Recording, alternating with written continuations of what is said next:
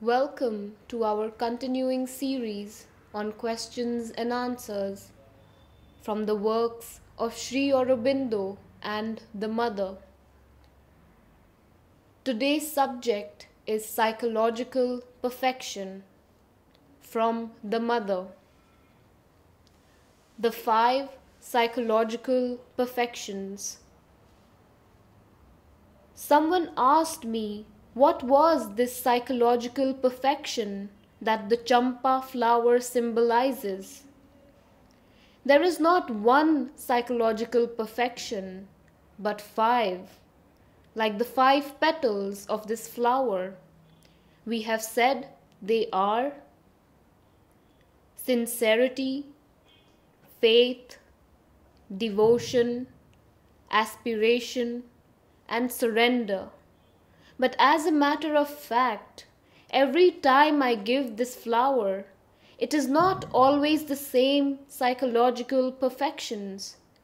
It is something very fluid, depending on the circumstances and the need of people. In any case, the first among the 5, that which is always there in all the combinations, is sincerity. For if sincerity is not there, one cannot advance, not even by a half a step.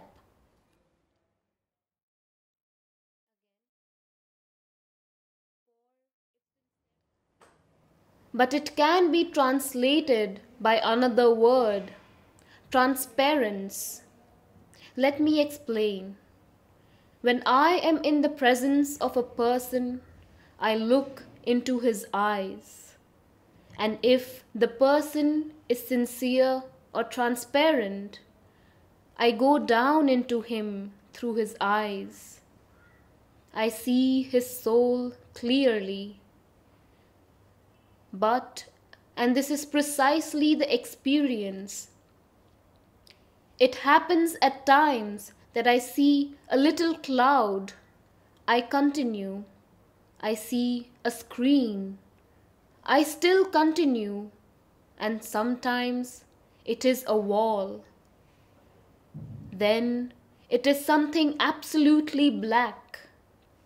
And you must pass through all that. Have to bore holes in order to enter. Even then, you are not sure if at the last minute you will not find yourself before a bronze door, so thick that you may never pass through, and it may be impossible to see his soul. In that case, I can say immediately that the person is not sincere. I can say also, in a more literary way, that he is not transparent. This, then, is the first thing. There is another which is evidently quite indispensable if one wants to advance. It is faith. You can use another word which looks more limited, but for me is more important. That is to say, trust. Because it is a question of experience. If your faith is not made of a complete trust in the divine, you may easily keep the impression that you have faith and gradually lose all trust in the divine power or divine goodness. All trust in the trust that the divine has in you. These are the 3 stumbling blocks. First of all, there are people who assert that they have an unshakable faith in the divine. They say, it is the divine that is doing everything, can do everything. All that happens in me or in others, everywhere, is the work of the divine and his only.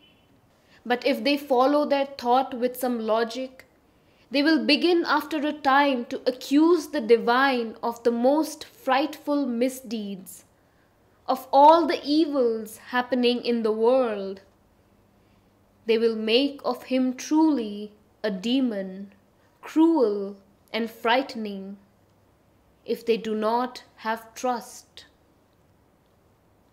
Or otherwise, they do have faith, but they say, "Yes, I have faith in the divine, but this world, I know well what it is.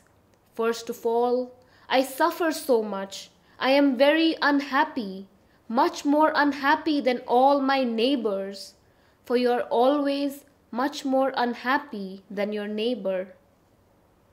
Indeed, life is wicked with me, but then, the divine, being all goodness and generosity and harmony, how is it that I am so unhappy? He must be powerless. Otherwise, being so good, how can he let me suffer so much?" This then is the second stumbling block. There is the third one. I speak of people who have what might be called a wrong or excessive modesty or humility. They say, "Surely the divine has rejected me. I am good for nothing. He can do nothing with me. I have only to give up the game, for he finds me unworthy of him." Then unless you add to your faith a total and complete trust in the divine grace, you shall have difficulties. Now, devotion. It is the third among the psychological perfections.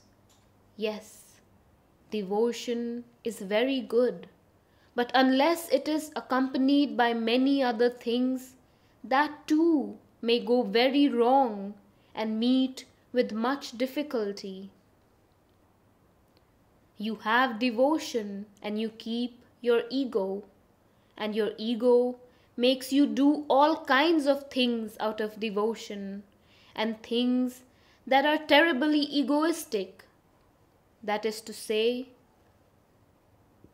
you think of yourself only, and not of others, nor of the world, nor of the work, nor of what has to be done. You think only of your own devotion, and you become formidably egoistic. And then you find that the divine, for some reason or other, does not respond to your devotion with the enthusiasm that you expect of him. You despair and fall into the three difficulties of which I spoke just now. Either the divine is cruel.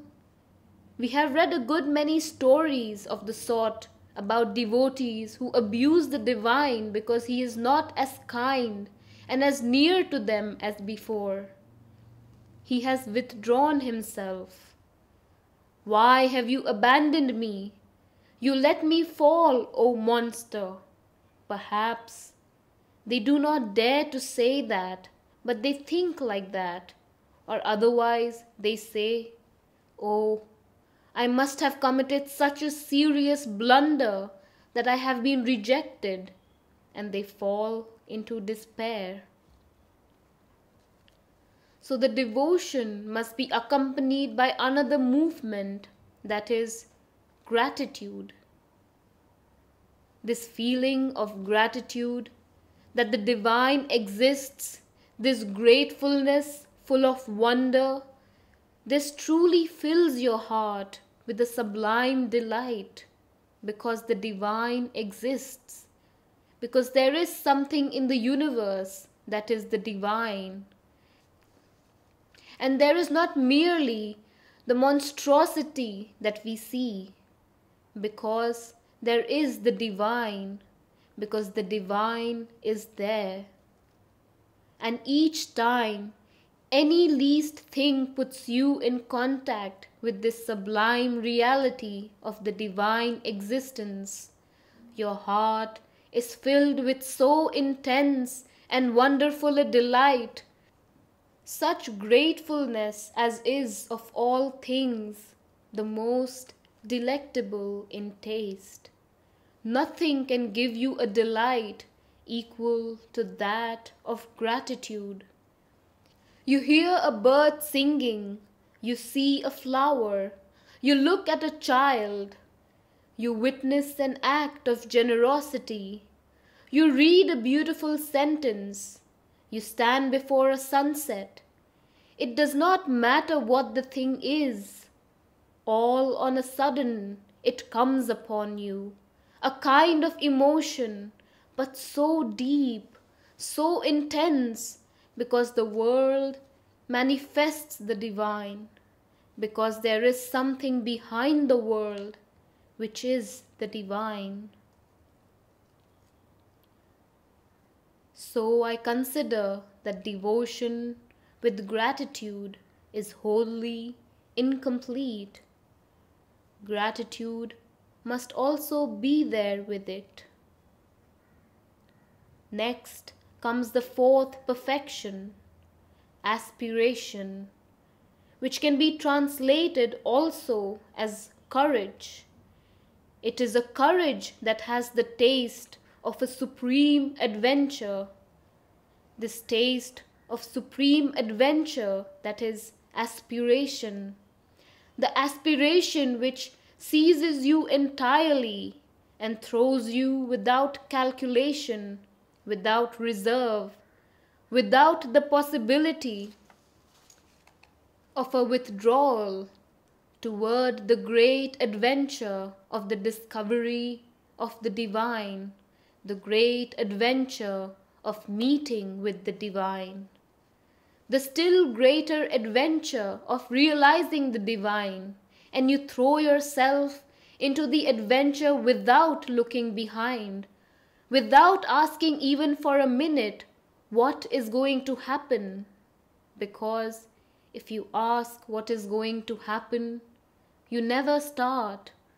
You remain with both the feet planted on the ground, there fixed in fear of losing something, losing your balance. That is why I speak of courage, but in truth it is aspiration. It is the two together. A true aspiration is a thing full of courage. Now the fifth perfection, surrender. Sri Aurobindo tells us that surrender is the first and absolute condition for doing the yoga. Therefore, it is not merely one of the required qualities, it is the very first indispensable attitude for commencing the yoga. If you are not decided to make a total surrender, you cannot begin. But to make your surrender total, all the other qualities are necessary: sincerity, faith, devotion, and aspiration. And I add another one, endurance, because if you are not able to face difficulties without getting discouraged, without giving up under the pretext that it is too difficult, if you are not able to receive blows and continue all the same, to pocket them, as it is said, you receive blows because of your defects. You put them into your pocket and continue to march on without faltering. If you cannot do that with endurance, you will not go very far. At the first turning, when you lose sight of the little habitual life, you despair and give up the game. The most material form of endurance is perseverance. Unless you are resolved to begin, the same thing over again 1,000 times if needed, you will arrive nowhere. People come to me in despair, but I thought it had been done and I have to begin again. And if they are told, but it is nothing, you have to begin probably 100 times, 200 times, 1,000 times, they lose all courage. You take one step forward and you believe you are solid. But there will be always something that will bring about the same difficulty a little farther ahead. You believe you have solved the problem, but will have to solve it again. It will present itself with just a little difference in its appearance, but it will be the same problem. Thus, there are people who have a fine experience and they exclaim, "Now it is done." Then things settle down, begin to fade, go behind a veil, and all on a sudden, something quite unexpected, a thing absolutely commonplace that appears to be of no interest at all, comes before them and closes up the road. Then you lament, "Of what use is this progress that I have made if I am to begin again? Why is it so? I made an effort, I succeeded, I arrived at something, and now it is as if I had done nothing. It is hopeless." This is because there is still the I, and this I has no endurance. If you have endurance, you say, "All right, I will begin again and again as long as necessary, 1,000 times, 10,000 times, 1,000,000 times if necessary. But I will go to the end and nothing can stop me on the way." That is very necessary. Now, to sum up, we will put at the head of our list surrender. That is to say, we accept the fact that one must, in order to do the integral yoga, take the resolution of surrendering oneself wholly to the divine. There is no other way. It is the way. Next come the 5 virtues or psychological perfection: sincerity or transparency, faith or trust, devotion or gratitude, aspiration or courage, endurance or perseverance. There is another form of endurance. It is faithfulness. To be faithful. You have taken a resolution and you are faithful to that resolution. This is endurance. If you persist, a moment will come when you have the victory. Victory is for the most persistent.